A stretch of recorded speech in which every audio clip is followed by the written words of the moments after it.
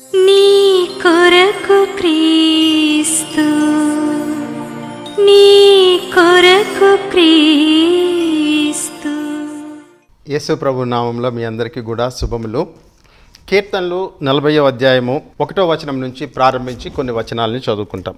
యెహోవా కొరకు నేను సహనముతో కనిపెట్టుకొంటిని, ఆయన నాకు చెవియొగ్గి నా మొర్ర ఆలకించును. నాశనకరమైన గుంటలో నుండి, జిగటగల దొంగ ఊబిలో నుండి ఆయన నన్ను పైకెత్తును. నా పాదములు బండ మీద నిలిపి నా అడుగులు స్థిరపరచును. తనకు స్తోత్ర రూపమగు కొత్త గీతమును మన దేవుడు నా నోట నుంచును. అనేకులు దాన్ని చూచి భయభక్తులు కలిగి యెహోవా యందు నమ్మక ఉంచుదురు. క్రైస్తవ విశ్వాసంలో ఉండేటటువంటి ఒక ప్రత్యేకత, బైబిల్ గ్రంథంలో ఉండేటటువంటి ఒక ప్రత్యేకత, దీని యొక్క విభిన్నత, దీని యొక్క విశిష్టత ఏమిటి అంటే, ఈ బైబిల్ గ్రంథంలో మీకు కేవలము దేవుడు మాత్రమే మాట్లాడుకుంటూ, ఆయన నేను అటువంటి స్వభావం కలిగినటువంటి వాడిని, అటువంటి స్వభావం కలిగినటువంటి వాడిని, నేను ఇంత శక్తిమంతుడిని, నేను ఇంత దయగలిగినటువంటి వాడిని అని చెప్పి ఒక మోనోలాగ్, అంటే ఒక వ్యక్తి మాత్రమే మాట్లాడుతూ ఉంటాడు. అక్కడ వేరే వ్యక్తులు కానీ ఆయనతో సంభాషించేటటువంటి వాళ్ళు కానీ ఎవరు ఉండరు. అటువంటి పుస్తకము కాదు బైబిల్. బైబిల్ యొక్క ఒక ప్రత్యేకత ఏమిటి అంటే, దేవుడు సామాన్యుల జీవితాల్లో ఆయన జోక్యం చేసుకుని ఏ విధంగా ఆయన వారి జీవితాల్లో పనిచేస్తూ ఆయన తన మహిమని, తన యొక్క మంచితనాన్ని, తన యొక్క నీతిని, ఆయన యొక్క కృపని మనుష్యుల ద్వారా తన స్వభావాన్ని ఆయన బయలుపరుచుకుంటాడు. అది బైబిల్లో ఉండేటటువంటి ప్రత్యేకత. అలా కాకుండా ఒక వ్యక్తి మోనోలాగ్ లాగా ఒక చెట్టు కింద కూర్చొని తపస్సు చేసుకుంటూ దేవుడు ఇది, దేవుడు అది, దేవుడు ఇది, దేవుడు అది అని చెప్పుకుంటూ ఒక లిస్ట్ లాగా దేవుడి గురించి చెప్పుకుంటూ పోతుంటే మనుషుల యొక్క సంభాషణ కానీ, మనుషులతో దేవుని యొక్క సంభాషణ కానీ, వారి యొక్క సహవాసం కానీ ఏమీ కనిపించదు.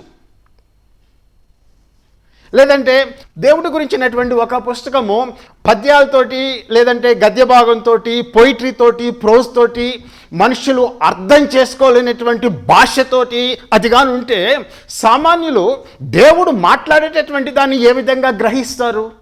సామాన్యులు మాట్లాడేటటువంటి భాషలో దేవుడు మాట్లాడితే సామాన్యులకి ఆ భాష కూడా వాళ్ళ భాషలో దేవుణ్ణి వాళ్ళు అర్థం చేసుకుంటారు. ఈ బైబిల్ యొక్క ప్రత్యేకత ఏమిటి అంటే, దేవుడు తన ప్రజలతోటి వారి భాషతో మాట్లాడుతూ ఉన్నాడు. దేవుడు తన ప్రజలతోటి ఆయనకు మొరపెట్టేటటువంటి వారితోటి వాళ్ళ పరిస్థితుల్లో జోక్యం చేసుకుని వారికి సహాయం చేస్తూ తన యొక్క ప్రేమని, కనికరాన్ని ఆయన బయలుపరుస్తూ ఉన్నాడు. ఇది బైబిల్ గ్రంథంలో ఉండేటటువంటి ఒక విశిష్టమైనటువంటి లక్షణం. ఎందుకంటే బైబిల్ గ్రంథంలో మొట్టమొదటి పేజీ నుంచి చిట్ట చివరి పేజీ వరకు మీరు మనుషుల యొక్క, రాజ్యాల యొక్క, కుటుంబాల యొక్క అనేకమైనటువంటి పరిస్థితుల్లో దేవుడు ఆయనకి వారు మొరపెట్టినప్పుడు ఏ విధంగా జవాబిచ్చాడు అనేటటువంటి విషయాన్ని మీరు కనుగొంటారు. అటువంటి పరిస్థితుల్లో ఉండేటటువంటి వ్యక్తులతోటి, అటువంటి కుటుంబాలతోటి మనము కూడా వాళ్ళతోటి ఒక గుర్తింపు అనేటటువంటిది, మన పరిస్థితి వాళ్ళ పరిస్థితి అనేటటువంటి దాన్ని మనము గుర్తించి, అంటే ఆ సారూప్యం అనేటటువంటిది మనకు కనిపిస్తుంది. మనకు ఒక ధైర్యం అనేటటువంటిది, ఒక విశ్వాసం అనేటటువంటిది వస్తుంది. ఈ బైబిల్ గ్రంథంలో ఉండేటటువంటి ఇంకొక ముఖ్యమైనటువంటి లక్షణము ఏమిటి అంటే, ఈ బైబిల్ గ్రంథంలో మీకు దేవుడి చేత సహాయము చేయబడినటువంటి వారు, దేవుని చేత సహాయం పొందుకున్నటువంటి వారు ఆయా పరిస్థితుల్లో, వారి కాలాల్లో, వారి యొక్క భౌతిక పరిస్థితుల్లో ఏ విధంగా సహాయం పొందుకున్నారు అనేటటువంటి దాన్ని వాళ్ళు సాక్ష్యంగా చెప్తూ ఉన్నారు. అంటే they are witnessing God's goodness. ఆ దేవుని యొక్క మంచితనం ఎటువంటిది, ఆయన కృప ఎటువంటిది, నేను ఎటువంటి పరిస్థితుల్లో ఉండేటటువంటి వాడిని, దేవునికి నేను ప్రార్థన చేసినప్పుడు, ఆయన నామంలో ప్రార్థన చేసినప్పుడు నాకు ఏ విధంగా సహాయం చేశాడు అనేటటువంటిది తన తరం వారికి, తన తర్వాత తరం వారికి వాళ్ళు క్షుణ్ణంగా రాసి పెట్టారు. అంటే విట్నెస్ అనేటటువంటిది, సాక్ష్యాలు అనేటటువంటివి, కుటుంబం యొక్క సాక్ష్యాలు, రాజ్యాల యొక్క సాక్ష్యాలు, వ్యక్తుల యొక్క సాక్ష్యాలు ఈ బైబిల్లో విస్తారంగా ఉన్నాయండి. అది దాని యొక్క ప్రత్యేకత. ఈ దినమున మనము చదువుకున్నటువంటి ఆ వాక్య భాగంలో కీర్తనలు 40లో అక్కడ ఆ కీర్తన రచించినటువంటి దావీదు రాసినటువంటి మాటల్లో ఆయన యొక్క సాక్ష్యం అనేటటువంటిది పొందుపరచబడింది. ఆయన ఎటువంటి పరిస్థితుల్లో ఉండేటటువంటి వాడు, ఆయన్ని దేవుడు ఏ విధంగా విడిపించాడు అనేటటువంటి దాన్ని ఆయన లిఖితపూర్వకంగా రాసి తన తరం వారికి, తర్వాత తరాల వారికి ఆయన అందించి పోయాడండి. దాని యొక్క ప్రత్యేకత. సో మనము ఇక్కడ ఒక ఫిలాసఫర్ గాడ్ తోటి మనము డీల్ చేయడంలే. అంటే ఫిలసాఫికల్ థాట్లో గాడ్ని గురించి మాట్లాడేటప్పుడు కాన్సెప్ట్లన్నీ కూడా ఆబ్స్ట్రాక్ట్గా, అంటే భౌతికమైనటువంటివి ఏమీ లేకుండా కేవలము మాటలతోటి, పదాలతోటి, భావాలతోటి చిత్రీకరింపబడినటువంటి దేవుడు మనకు బైబిల్లో కనిపించడం. నిజమైనటువంటి భౌతిక పరిస్థితుల్లో, నిజమైనటువంటి వ్యక్తుల జీవితాల్లో ఈ బైబిల్లో కనిపించేటటువంటి దేవుడు ఏ విధంగా పనిచేస్తున్నాడు అనేటటువంటిది అక్కడ రాయబడినటువంటి విషయం. ఆయన చెప్తూ ఉన్నాడు, నేను సహనముతో యెహోవా కొరకు కనిపెట్టుకుంటుని, ఆయన నాకు చెవియొగ్గి నా మొర్ర ఆలకించను. నాశనకరమైన గుంటలో నుండి, జికటగల దొంగ ఊబిలో నుండి ఆయన నన్ను పైకెత్తను. నా పాదములు బండ మీద నిలిపి నా అడుగులు స్థిరపరచును. తనకు స్తోత్ర రూపమగు గీతమును మన దేవుడు నా నోట ఉంచెను. అనేకులు దాన్ని చూచి భయభక్తులు కలిగి యెహోవా యందు నమ్మిక ఉంచెదరని చెప్పి, ఆయన పరిస్థితి ఏమిటి అంటే జిగటగల దొంగ ఊబిలో నుండి, లేదంటే నాశనకరమైనటువంటి గుంట. జీవితంలో ఎటువంటి పరిస్థితుల్లో ఆయన ఆ యొక్క కీర్తన అది రాశాడో మనకు తెలియదు, కానీ దాని బ్యాక్గ్రౌండ్ కరెక్ట్గా ఎటువంటి మైరీ క్లే, దొంగ ఊబి అంటే మనకు అర్థం తెలిసే ఉంటుంది, దాన్ని ప్రత్యేకంగా వివరించాల్సినటువంటి అవసరం. నాశనకరమైనటువంటి గుంటలో నుంచి జీవితము పైకి లేపబడి ఒక బండ మీద పాదములు నిలబెట్టడం అంటే ఎంత అద్భుతమైనటువంటి కాంట్రాస్ట్, అంటే ఎంత అద్భుతంగా ఆయన దాన్ని ఇంకొక దాంతో ఇంకొకటి పోల్చి చూపించడం అన్నమాట. జిగటగల దొంగ భూమిలో గుంటలో మనిషి పడిపోయినప్పుడు ఎంత ప్రయాసపడినా బయటపడాలని ఆ ఊబిలో నుంచి, ఆ ఊబి యొక్క స్వభావం ఏమిటి అంటే నువ్వు ప్రయత్నించే కొంది ఇంకా ఊబిలోకి లోతుకి దిగిపోతావు. మెత్తటి మన్ను, సాఫ్ట్ క్లే లాంటిది అనమాట. ఎంతైనా ప్రయత్నించు, నువ్వు ఆ అంచు పట్టుకొని బయటకు వచ్చేటటువంటి పరిస్థితి ఉండదు. జిగటగల దొంగ ఊబి అంటే అది.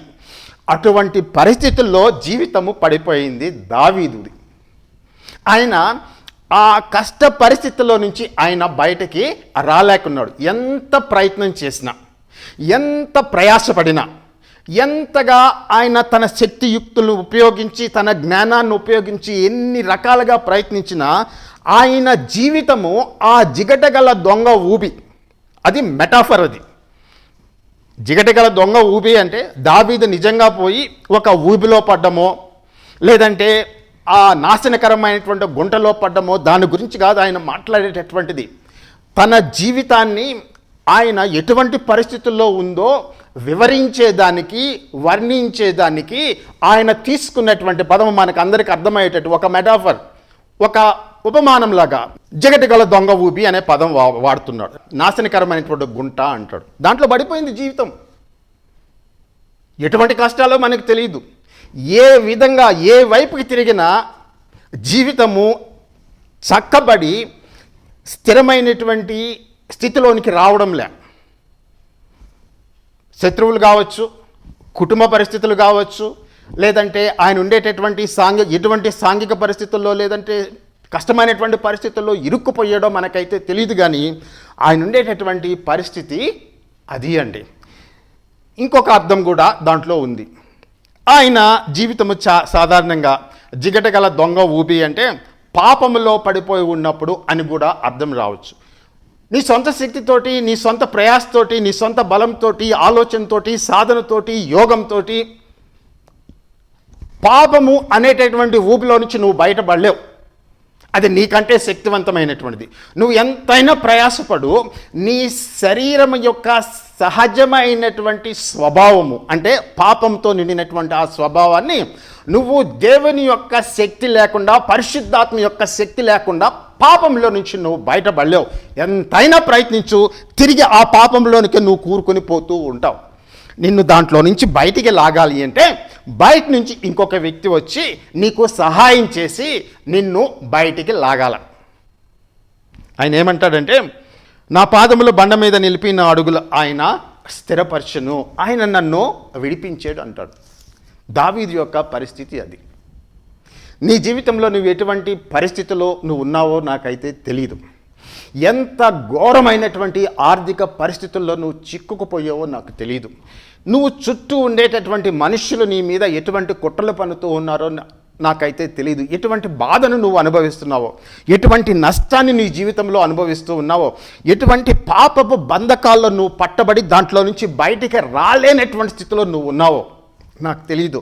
కానీ ఒకటి మాత్రం నిశ్చయంగా ఖచ్చితంగా చెప్పగలను. అది ఏమిటి అంటే, ఈ దావీదు యొక్క సాక్ష్యంలో ఆయన ఏమంటాడంటే, నేను యెహోవాకు మొర్ర పెట్టి తిని అంటాడు.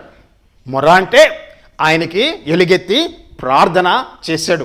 ప్రభువా, నన్ను ఈ కష్టంలో నుంచి విడిపించు, ఈ శ్రమ పరిస్థితుల్లో నుంచి నన్ను విడిపించు.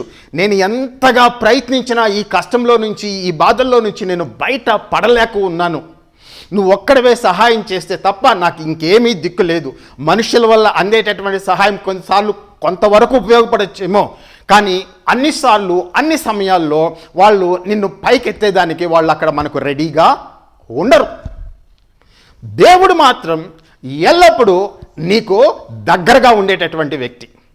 దేవుడు మాత్రం ఎల్లప్పుడూ నీకు సమీపంగా ఉండేటటువంటి వ్యక్తి.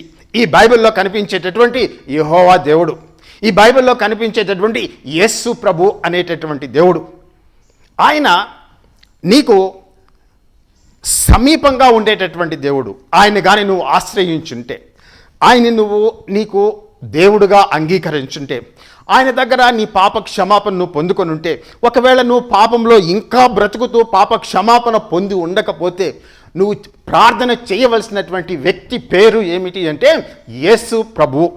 ఆయన పేరు మీద నువ్వు ప్రార్థన చేస్తే ఆ దేవుడు నీ ప్రార్థన ఆలకిస్తాడు. ఆయన నీకు సమీపంగా ఉండేటటువంటి దేవుడు. నువ్వు ఏ మూలనైనా ఉండొచ్చు, నువ్వు ఏ భాషలో అయినా మాట్లాడచ్చు, నువ్వు ఎటువంటి కష్ట పరిస్థితుల్లో అయినా ఉండొచ్చు. భాషలో చెప్పేదానికి, మాటల్లో వర్ణించేదానికి నీ యొక్క బాధాకరమైనటువంటి పరిస్థితులు భాష చాలకపోవచ్చు, పదాలు చాలకపోవచ్చు. ఆ దేవుడు మాత్రం నిన్ను అర్థం చేసుకుంటాడు. ఆ దేవుడు మాత్రం నీకు సహాయం చేయగలిగినటువంటి సామర్థ్యము కలిగినటువంటి దేవుడు, నిన్ను విడిపించగలిగినటువంటి జ్ఞానము కలిగినటువంటి దేవుడు. ఆయన తన నోటి మాట చేత భూమి ఆకాశములను సృజించినటువంటి గొప్ప దేవుడు. ఆయనకి ఇంకొక పేరు కూడా ఉంది, మృతులను సజీవులుగా చేసేటటువంటి దేవుడు. ఈ లోకంలో మృతుల్ని సజీవులుగా చేయగలిగినటువంటి శక్తి, సామర్థ్యము, బలము కలిగినటువంటి వాడు కేవలము యేసు ప్రభు మాత్రమే. ఆ మృతులను సజీవులుగా చేసేటటువంటి ఆ దేవునికి నువ్వు మొరపెట్టినప్పుడు ఆయన నీ ప్రార్థన ఆలకిస్తాడు, ఆయన నీ ప్రార్థన వింటాడు. తనకి నిజముగా మొరపెట్టు వారికి ఆయన సమీపంగా ఉన్నాడు. కీర్తనలు 145:14 యెహోవా పడిపోవు వారినందరినీ ఉద్ధరించువాడు, కృంగిపోయిన వారినందరినీ లేవనెత్తువాడు. సర్వజీవుల కనులు నీ వైపు చూచుచున్నవి, తగిన కాలమందు నీవు వారికి ఆహారం ఇచ్చుదు. నీవు నీ గిప్పులు విప్పి ప్రతి జీవి కోరికను తృప్తిపరచుచున్నావు. యెహోవా తన మార్గములన్నిటిలో నీతి గలవాడు, తన క్రియలన్నిటిలో కృపచూపువాడు. తనకు మొరపెట్టు వారికి అందరికీ, తనకు నిజముగా మొరపెట్టు వారందరికీ యెహోవా సమీపముగా ఉన్నాడు. తన యందు భయభక్తులు గలవారి కోరిక ఆయన నెరవేర్చును, వారి మొర ఆలకించి వారిని రక్షించును. తనకు నిజముగా మొరపెట్టు వారి యొక్క ప్రార్థనని దేవుడు ఆలకిస్తూ ఉన్నాడు.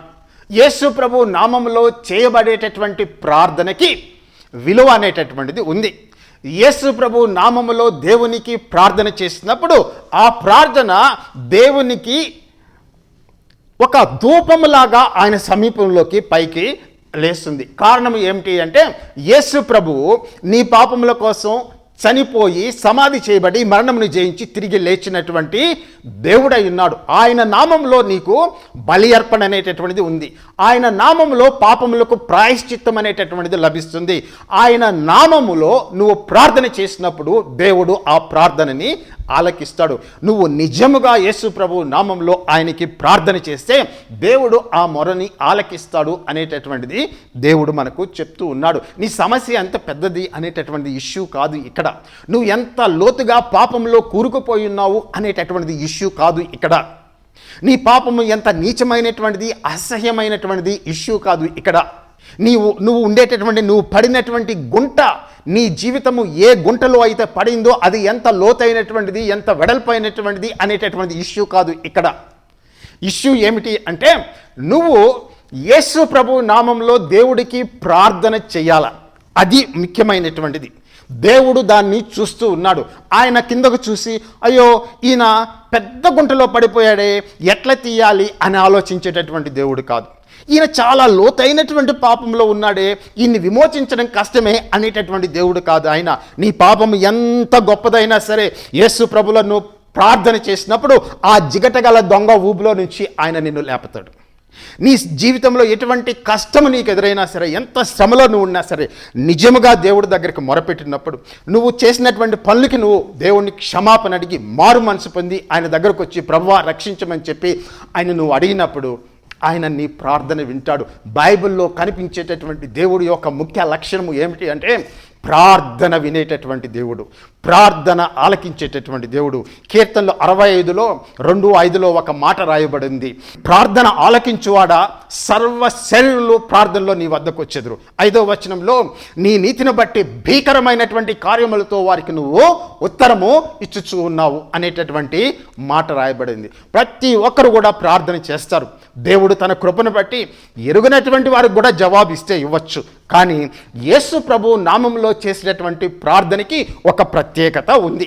ఆ ప్రత్యేకత ఏమిటి అంటే యేసు ప్రభువులో నువ్వు ప్రార్థన చేసినప్పుడు దేవుడు ఆ ప్రార్థనని తన కుమారుడు చేసినటువంటి ప్రార్థనగా, తన కుమార్తె చేసినటువంటి ప్రార్థనగా ఆయన దాన్ని స్వీకరిస్తాడు.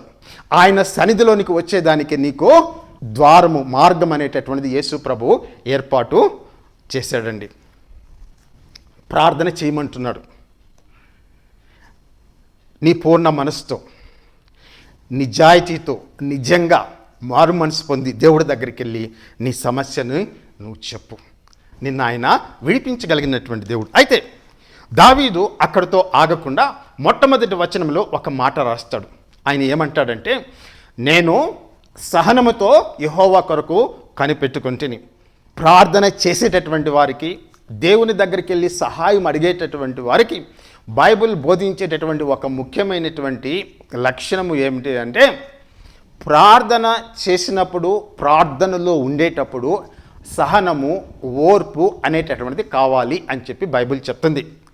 దేవుడు నువ్వు మొట్టమొదటిసారి ప్రార్థన చేసినప్పుడు అదే దినమున, అదే గడియలో, అదే క్షణంలో నీ ప్రార్థన దేవుడి సన్నిధికి చేర్చింది. దేవుడు దాన్ని విన్నాడు. ఇంకొక మాట కూడా చెప్తాను, నువ్వు ప్రార్థన చేయకముందే దేవుడికి ఆ సమస్యను గురించి తెలుసు. ఆయన నీ పరిస్థితిని గురించి తెలియనటువంటి వాడు కాదు. కానీ నువ్వు యేసు ప్రభు నామంలో ప్రార్థన చేసినప్పుడు దేవుని యొక్క చేతిని నువ్వు కదిలిస్తూ ఉన్నావు. అది దాని యొక్క ప్రత్యేకత. దేవుడికి అన్ని విషయాలు తెలుసు, కాదని కాదు. సమస్త జ్ఞానము ఆయన దగ్గర నుంచి మరుగైనటువంటి ఏదీ లేదు బైబిల్ చెప్పేటటువంటి విషయము. కానీ యేసు ప్రభువులో నువ్వు దేవుని దగ్గరికి వెళ్ళి ప్రార్థన చేసినప్పుడు దేవుని యొక్క శక్తిని, దేవుని యొక్క జ్ఞానాన్ని, దేవుని యొక్క మంచితనాన్ని నీ జీవితంలోనికి నువ్వు తీసుకొని వస్తున్నావు. అంటే దేవుని నీ పరిస్థితుల్లోనికి నువ్వు తీసుకొని వస్తున్నావు. నువ్వు మొట్టమొదటి క్షణము, మొట్టమొదటి గడియ దేవుడికి ప్రార్థన చేసినప్పుడు, యేసు ప్రభు నామంలో ప్రార్థన చేసినప్పుడు ఆ ప్రార్థన దేవుడి దగ్గరికి ఖచ్చితంగా, నిశ్చయంగా చేరింది. దాంట్లో అటు ఇటు తేడా ఏమీ లేదు. యేసు ప్రభు నామంలో ప్రార్థన చేస్తే ఆయన వింటాను అన్నాడు. అయితే ఆ ప్రార్థన చేసినప్పుడు కొన్నిసార్లు దేవుడు వెంటనే సమాధానాలు ఇస్తాడు, జవాబులు ఇస్తాడు. నా వ్యక్తిగత జీవితంలో వెంటనే సమాధానాలు దేవుడు ఇవ్వడం నేను చూశాను. దేవుడు కొంచెం సమయం తీసుకొని జవాబు ఇవ్వడం నేను చూశాను. దేవుడు దీర్ఘకాలము వేచి ఉండి సమాధానం ఇవ్వడం నేను చూశాను. ఇవన్నీ కూడా నా జీవితంలో నేను చూశాను. ఎందుకు ఈ మాట చెప్తున్నానంటే దావీదు ఏమంటాడంటే, నేను సహనముతో యెహోవా కొరకు కనిపెట్టుకుంటుని. బైబిల్లో కనిపించేటటువంటి దేవుడు తన దగ్గరికి తన బిడ్డలు వచ్చి ప్రార్థనలు అడిగినప్పుడు వాళ్ళకి కొన్ని విషయాల్ని ఆయన నేర్పిస్తాడు. తన బిడ్డలకి ఆయన మాట మీద నమ్మకము పెట్టుకొని ఉండడము అనేటటువంటిది నీ హృదయంలోనికి ఆయన చొచ్చుకుపోయేటట్లు చేస్తాడు. ఈయన నమ్మదగినటువంటి వాడు, ఈయన మాట సత్యం, ఈయన వాక్యము సత్యం. ఈయన ఒక్కసారి మాట ఇచ్చేటంటే దాన్ని ఆయన నెరవేర్చకుండా ఉండడు. ఆయన వాగ్దానాల్ని చేసేటటువంటి దేవుడు, వాగ్దానాల్ని నెరవేర్చేటటువంటి దేవుడు. అయితే ఆయన మనము ప్రార్థన చేసినప్పుడు నీ యొక్క విశ్వాసం వైపు కూడా చూస్తాడు. ఒకరోజు ప్రార్థన చేసి దేవుడు నాకు జవాబు ఇవ్వలేదులే అని చెప్పి వెళ్ళిపోయేటటువంటి వాళ్ళు ఉంటారు. లేదంటే ఒక వారం రోజులు ప్రార్థన చేసి దేవుడు నాకు జవాబు ఇవ్వలేదులే, ఇంకా వేస్ట్ దేవుడికి ప్రార్థన చేయడం అని అనుకునేటటువంటి వాళ్ళు కూడా ఉంటారు. కొంతమంది నెల ప్రార్థన చేస్తారు, కొంతమంది ఒక సంవత్సరం ప్రార్థన చేస్తారు, వదిలేస్తారు. ఇక్కడ దావీదు చెప్పేటటువంటి మాట ఏమిటి అంటే, సహనముతో యెహోవా కొరకు కనిపెట్టుకుంటుని, ఆయన చెవియొగ్గి నా మొర ఆలకించెను. దేవుని యొక్క చెవులు ఒకవేళ అంటే మనము మానవ భాషలో ఆంథ్రోమార్ఫిక్ లాంగ్వేజ్తో మనము మాట్లాడుతున్నాం. నిజంగా దేవుడికి ఇటువంటి చెవులు, ఇటువంటి ముక్కు, ఇటువంటి నోరు ఉంటాయి అనేటటువంటిది లేదు. ఆయన ఆత్మస్వరూపుడు. కానీ మనము దేవుని గురించి మాట్లాడేటప్పుడు అర్థం చేసుకునే దానికి మనం ఏం చేస్తామంటే వీ యూస్ ఆంథ్రోమార్ఫిక్ లాంగ్వేజ్. అంటే ఆయనకి చెవులు, ఆయనకి కళ్ళు, ఆయనకి చెయ్యి ఉన్నట్టుగా మనము మాట్లాడతాం. ఎందుకంటే మన భాషలోనే మనం వర్ణించాలి, కానీ మనకు తెలియనటువంటి భాషలో వర్ణించలేము కదా. సో ఆయన చెవియొగ్గి నా మొర ఆలకించను అని చెప్పి చెప్తాడు. దేవుడు యేసు ప్రభు నామంలో ప్రార్థన చేసినప్పుడు ఆయన చెవులు ఆ ప్రార్థనకి చెవియొగ్గి ఉంటాయి. ఆయన తన చెవిని నీ వైపుకు తిప్పుతాడు. ఆయన తన అటెన్షన్ని నీకు ఇస్తాడు. నువ్వు ఏం అడుగుతున్నావో ఆయన శ్రద్ధగా వింటాడు. నిర్లక్ష్యము చేయడు. నిన్ను బట్టి కాదు, నన్ను బట్టి కాదు, నీ మంచితనాన్ని బట్టి కాదు, నీ దానాన్ని బట్టి కాదు, నీ నీతిని బట్టి కాదు, నీ న్యాయాన్ని బట్టి కాదు, నీ పుట్టుకను బట్టి కాదు, నీ కులాన్ని బట్టి కాదు, నీ జాతిని బట్టి కాదు, నీ రంగును బట్టి కాదు. కేవలము యేసు ప్రభువు ఆయన పక్కన కుడిపార్శ్వమున ఆసీనుడై నీ పక్షంగా విజ్ఞాపన చేసేటటువంటి ఆయన గొప్ప ప్రధాన యాజకుడు కనుక, తన పరిశుద్ధ రక్తంలో నిన్ను విమోచించేదానికి దారపోసినటువంటి దేవుని కుమారుడు కనుక, ఆయన యొక్క మంచితనం చూసి, ఆయన యొక్క నీతిని చూసి దేవుడు నీ ప్రార్థన ఆలకిస్తాడు. నీ మెరిట్ ఏమీ లేదు ఇక్కడ, నీ అర్హత ఏమీ లేదు ఇక్కడ, నీ యోగ్యత ఏమీ లేదు. కేవలము యేసు ప్రభువుని వైపు చూసి ఆయన నీకు తన చెవిని, ఆయన చెవియొగ్గి నీ ప్రార్థన ఆలకిస్తాడు. అదే కృప అంటే, అదే కనికరం అంటే. ఆయన ఆలకిస్తాడు. చెవియొగ్గి మొర ఆలకించను. ఆయన నన్ను నాశనకరమైన గుంటలో నుండి, జిగటగల దొంగ ఊబులో నుండి నన్ను విడిపించును. బైబిల్లో కొన్ని మాటలు ఉన్నాయి, నేను కొన్ని జ్ఞాపకం చేస్తాను. ఎందుకంటే బైబిల్లో ఉండేటటువంటి వాగ్దానాలు, బైబిల్లో ఉండేటటువంటి విషయాలు, ఆ రాయబడినటువంటి మాటలు మన హృదయాల్ని, మన విశ్వాసాన్ని బలపరిచేదానికి రాయబడ్డాయి. మన విశ్వాసాన్ని శక్తివంతంగా చేసేదానికి రాయబడ్డాయి. రోజు రోజుకి కొన్నిసార్లు ఎట్లా ఉంటుందంటే పరిస్థితి, విశ్వాసంలో కొనసాగేటప్పుడు కొన్నిసార్లు విశ్వాసము బాగా పైన ఉన్నతంగా ఉంటుంది. అంటే మనం టాప్లో ఉంటాం విశ్వాసంలో, దేవుడు ఏదైనా చేయగలడని. కొన్నిసార్లు విశ్వాసం ఎలా ఉంటుందంటే అట్టడుగును ఉంటుంది. ఏమి అంటే చాలా నిర్లిప్తంగా దేవుడు ఏమి చేయడం లేదు అనేటటువంటి స్థాయిలో ఉంటుంది. ఈ రెండింటి మధ్య సాధారణంగా విశ్వాసులు అనేటటువంటి వాళ్ళు కొనసాగుతూ ఉంటారు. ఏ విశ్వాసి కూడా టాప్ గేర్లో నేను ఎల్లప్పుడూ 100%తో దేవుడి మీద, యేసు ప్రభువులో విశ్వాసంలో ఉన్నానని చెప్పగలిగేటటువంటి వాళ్ళు ఎవరూ లేరు. ఏలియా కూడా ఆయన ఒకప్పుడు నిరాశకి, నిస్పృహకి, కృంగుదలకి లోనైనటువంటి వాడే. మోషే కూడా అటువంటి కృంగుదలకి, అటువంటి నిరాశకి లోనైనటువంటి వాడే. కాబట్టి నీ యొక్క విశ్వాస పరిస్థితిని చూసి నువ్వు అయ్యో అని చెప్పి నీ మీద నువ్వు దుఃఖపడాల్సినటువంటి అవసరం లేదు. సెల్ఫ్ పిటీలోకి దిగాల్సినటువంటి అవసరం లేదు. నీ స్థితి ఏమిటో దేవుడికి చక్కగా తెలుసు. మనము నిర్మింపబడినటువంటి రీతి ఆయనకి తెలిసే ఉన్నది. మనం ఎంత బలహీనంగా నిర్మించబడ్డామో, మన విశ్వాసం అనేటటువంటిది ఎంత ఫ్రాజైల్ అనేటటువంటిది దేవుడికి తెలుసు. కాబట్టి నీ వైపుకు చూసుకోకుండా వాక్యాన్ని ఆధారంగా చేసుకుని దేవుడి దగ్గరకు వచ్చి ఆయనతో మాట్లాడు. ఆ దేవుని యొక్క వాక్యం ఏం చేస్తుందంటే ఈ బలహీనంగా ఉండేటటువంటి విశ్వాసాన్ని బలపరుస్తుంది. దానికి శక్తినిస్తుంది, దాంట్లో నూతనత్వాన్ని తీసుకొని వస్తుంది, నీ విశ్వాసాన్ని పునరుజ్జీవింపచేస్తుంది. యెషయా గ్రంథము 64వ అధ్యాయము 4వ వచనం నుంచి చదువుతానండి. తన కొరకు కనిపెట్టువాని విషయమై నీవు తప్ప తన కార్యము సఫలము చేయు మరి ఏ దేవునిని ఎవడును ఏ కాలమున చూసి ఉండలేదు. ఎంత అద్భుతమైనటువంటి వాక్యం అండి. నీ కొరకు కనిపెట్టుకొని వారి విషయమై తన కార్యమును సఫలము చేయు దేవుడిని నీవు తప్ప ఏ కాలంలో మనుషులకి ఎవరికి కనిపించలేదయ్యా. నీ కోసం కనిపెట్టుకుంటే, సహనముతో ఆయన కోసం నువ్వు కనిపెట్టుకుంటే, ఆయన దగ్గర నువ్వు వెయిట్ చేస్తే, ఆయన వాగ్దానాన్ని నువ్వు పట్టుకొని ఉంటే, ఆయన వాక్యాన్ని నువ్వు పట్టుకొని ఉంటే, దేవుడు చెప్పేటటువంటి మాట ఏమిటి అంటే, నీ పక్షంగా కార్యమును సఫలము చేస్తాను అని చెప్తున్నాడు. దాని మాట యెషయా రాసినటువంటి మాట, అది యెషయా రాసినటువంటి మాట. దానికి ముందు కొన్ని వచనాలు రాశాడు, అద్భుతమైనటువంటి వచనాలు రాశాడండి. ఆయన కష్టంలో ఉన్నాడు, దేశం పతనమైపోయింది, జనులు అవిశ్వాసంలో భ్రష్టత్వంలో ఉన్నారు, వాళ్ళు ఇరుకులో ఉన్నారు, వాళ్ళ దేశం చెరపట్టబడి ఉంది, వాళ్ళకి ఎక్కడ నుంచి ఏ వైపు నుంచి కూడా సహాయం అనేటటువంటిది అందనటువంటి పరిస్థితుల్లో ఉన్నారు. అప్పుడు భక్తుడు ఏం చేస్తున్నాడంటే ప్రార్థన చేస్తున్నాడు. ఎట్లా చేస్తున్నాడంటే దేవుడి దగ్గరికి వెళ్ళి ఆయన ఎట్లా ప్రార్థన చేస్తూ ఉన్నాడంటే చూడండి, ఆయన మాటలు చూడండి ఏమంటే, ఆయన అవసరత ఎట్లా ఉందంటే, ఆయన డెస్పరేషన్ అనేటటువంటి ఎట్లా ఉందంటే, గగనము చీల్చుకొని నువ్వు దిగవచ్చేదువుగాక, గగనము చీల్చుకొని నువ్వు దిగవచ్చువు కాదు అయ్యా. నా డెస్పరేషన్, నా యొక్క కష్ట పరిస్థితి, నా దుఃఖ పరిస్థితి, నిస్సహాయ పరిస్థితిలో ఉన్నాను, నువ్వు గగనాన్ని ఆకాశాన్ని చీల్చుకొని కిందికి దిగిరా ప్రభువా. అది ప్రార్థన. అంత డెస్పరేషన్లో ఆయన యెషయా ప్రవక్త ఆ దేశం యొక్క పరిస్థితి దాన్ని అంతా చూసి ఆయన ఏమంటాడంటే, గగనమును చీల్చుకొని నువ్వు దిగవచ్చదు గాక, నీ సన్నిధిని పర్వతములు తత్తరిల్లును గాక, నీ శత్రువులకు నీ నామమును తెలియజేయుటకై అగ్ని గచ్చపొదలను కాల్చు రీతిగా, అగ్ని నీళ్లను పొంగజేయ రీతిగా నువ్వు దిగవచ్చదు గాక. జరుగునని మేము అనుకున్న భయంకరమైన క్రియలు నీవు చేయగా అన్నిజనులు నీ సన్నిధిని కలవరపడుదురు గాక, నీవు దిగవచ్చదు గాక, నీ సన్నిధిన పర్వతములు తత్తరిల్లును గాక. తన కొరకు కనిపెట్టువాని విషయం నీవు తప్ప తన కార్యమును సఫలం చేయు మరి ఏ దేవుణ్ణి ఎవడును ఏ కాలమున చూచి ఉండలేదు. అట్టి దేవుడు కలడన్న సమాచారము మనుషులకి వినబడలేదు, అట్టి సంగతి వారికి తెలిసి ఉండలేదు. ఎంత అద్భుతంగా రాశాడండి, ఎంత గొప్పగా రాశాడండి. తన కొరకు కనిపెట్టి వాని విషయమై ఆయన కార్యమును సఫలము చేసేటటువంటి దేవుడు.